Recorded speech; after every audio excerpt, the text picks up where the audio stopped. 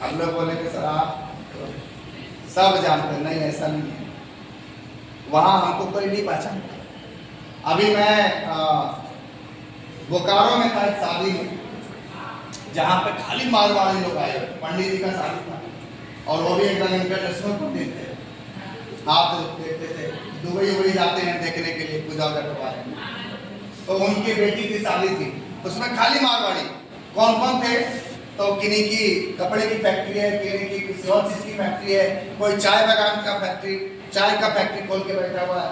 एक लड़के से मेरी मुलाकात हुई, IIM अहमदाबाद का स्टूडेंट था, आज वो नौकरी छोड़ के पूरी तरीके से ये कर रहा है, अपना स्टार्टअप करके चाय की कंपनी चला रहा है। और बाद में जब पता चला तो उसने बोला मैं चाय आपसे में भी सप्लाई करता। तो ये बातें इसलिए मैं बोल रहा हूँ आपको कि डेली काम करने की आदत डालिए। हो सकता है यस हम आरसीएम कर रहे हैं लेकिन डेली कर ही नहीं रहे, तो नहीं होगा। क्या नहीं होगा? आरसीएम नहीं, दुनिया का कोई भी काम नहीं होगा डेली नहीं करेगा।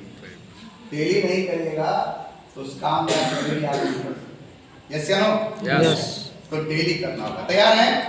तीसरा काम, कम से कम 5000 पीवी की परचेजिंग आपके कोड पे होना चाहिए। हो सकता है?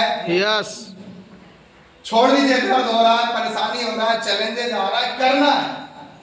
ये जब ठान लीजिएगा ना तो हो जाएगा। यस या नो? ठान लीजिएगा तो हो जाएगा। गांधी जी देश को बाद में आजाद किए, पहले वो ठाने थे।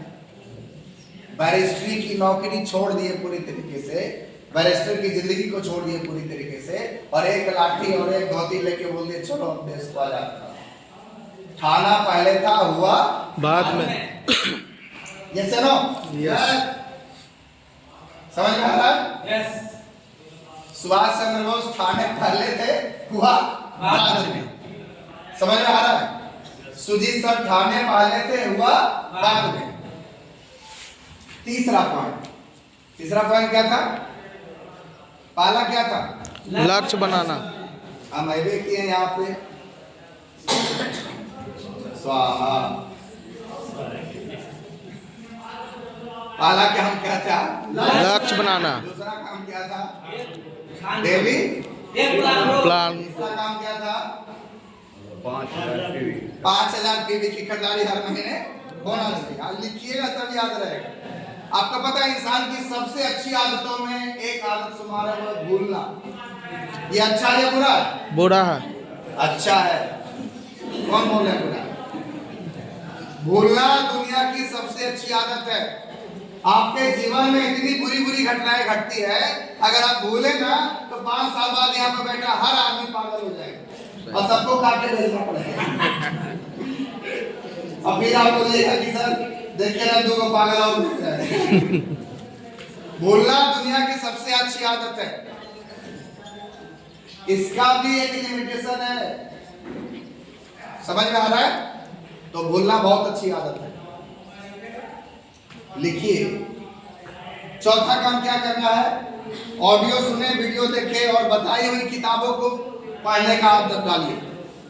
अभी हम एक बुक मंगवाए हैं।